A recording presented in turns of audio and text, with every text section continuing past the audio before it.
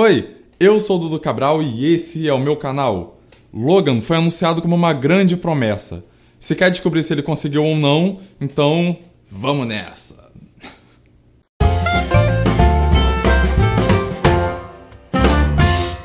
Logan só existe da forma que é por causa do sucesso de Deadpool. Mas enquanto Deadpool usa a violência e a linguagem própria de uma forma mais caricata para tentar amenizar as coisas, Logan aproveita que essa violência e linguagem própria aproximam um pouco mais o filme da realidade e usam de uma forma que dá mais peso à trama. O filme é um road movie de drama, e de certo ponto é até bem comparável a Mad Max Estrada da Fúria e Onde os Fracos Não Têm Vez, por exemplo.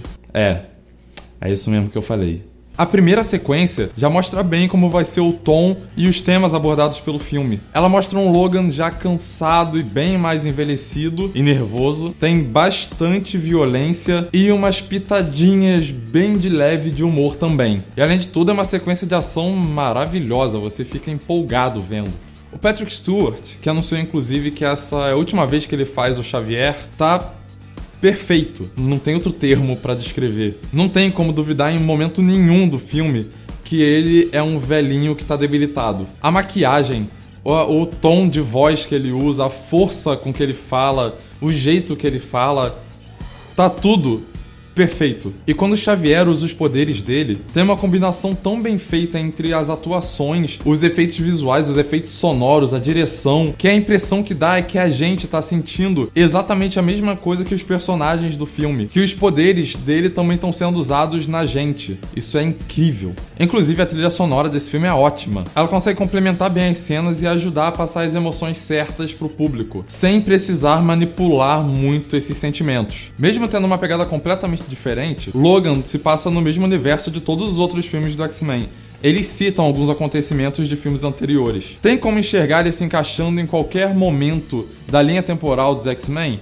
Não tem. Mas essa altura do campeonato eu acho que também já nem importa mais. E claro, tem algumas inconsistências em relação a outros filmes, que também já não fazem mais diferença, mas enfim. O Caliban aparece em X-Men Apocalipse junto com a Psylocke em algum momento do filme. E em Logan tem o Caliban também, mas se você parar pra pensar que nos anos 80 tinha ele daquele tamanho, daquela idade, não tem muito sentido ele em 2029 tá daquela forma.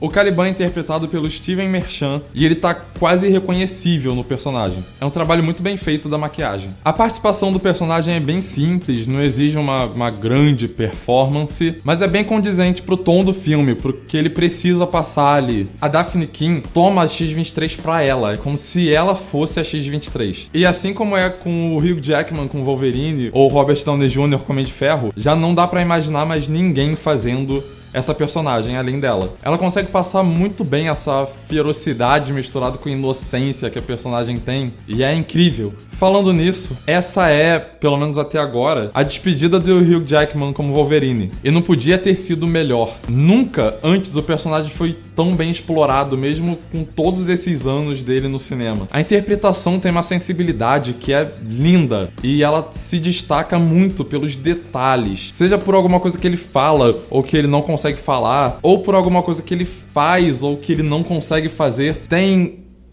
muitos detalhezinhos que fazem toda a diferença para essa interpretação do Hugh Jackman. Parece que agora sim a gente conhece todas as camadas da personalidade do Logan. Ele foi mais Wolverine do que nunca, e agora quem for substituir ele tem um trabalho muito mais difícil na mão. Até certo ponto, a X-23 não fala nada, e isso é um detalhe incrível que faz todo sentido pra trama, e adiciona um elemento de relação entre os personagens. Quando ela começa a falar, você entende por que ela não estava falando e por que ela começou a falar. E isso torna a situação que faz ela falar muito maior. E já é uma coisa gigante. O vilão do filme é o Donald Pierce. Ele é interpretado pelo Boyd Holbrook, que tá bem, mas nada demais. Ele funciona mais como um incômodo do que como uma grande ameaça mesmo pros heróis. E o propósito dele no filme é esse mesmo. Os conflitos internos do Logan importam muito mais pra trama do que um vilão. O roteiro é muito bem construído. Ele tem um equilíbrio perfeito entre drama, ação e comédia. E eles são muito bem divididos pela narrativa. Isso permite que a gente sinta as emoções certas, com o peso certo em cada momento, e evita que o filme fique cansativo, se prolongando muito em uma coisa só. Mas nem mesmo uma maravilha dessa está isenta de uns probleminhas e incômodos, né? O filme parece não saber muito bem como situar o público em relação a algumas coisas. Então tem algumas falas expositivas que ficam bem feias, bem forçadas no meio. E tem alguns clichêzinhos que tiram um pouco o mérito do roteiro, porque deixam a trama incoerente, já que por quase todo o filme ele confia na inteligência do espectador. A direção, na maior parte do tempo, é bem feijão com arroz. Ela é bem feita, é acertadinha, mas não é muito inspirada, não tem nada demais. Tem alguns momentos no clímax do filme que são bons, mas se tivesse uma direção um pouco mais criativa, poderiam se tornar coisas muito maiores, muito mais marcantes. E a computação gráfica falha às vezes, fica muito falsa em alguns momentos. Na maioria deles dá pra relevar completamente, mas tem um momento também no clímax que dá uma incomodada um pouquinho maior. Mas esses pontos fracos se tornam quase irrelevantes. O filme consegue se regenerar muito rápido dos erros. Entendeu? Se regenerar. Trocadilho. Um dos maiores acertos do filme é o final. A última cena é muito emocionante. É uma despedida perfeita.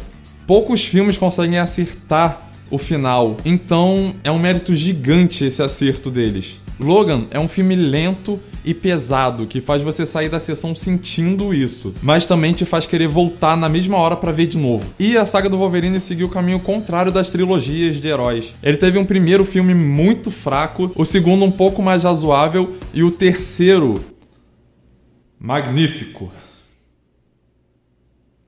Eu não vou ficar surpreso se ele for indicado em algumas premiações e até no Oscar do ano que vem. Ele tem muito potencial. Ele tem talento pra isso. De certa forma, ele pode ficar lado a lado ou até à frente um pouco de Cavaleiro das Trevas como o melhor filme de herói. Mas aí isso merece uma discussão um pouco mais aprofundada que não vai caber aqui. E como que tá essa ansiedade aí? Já conseguiu assistir o filme?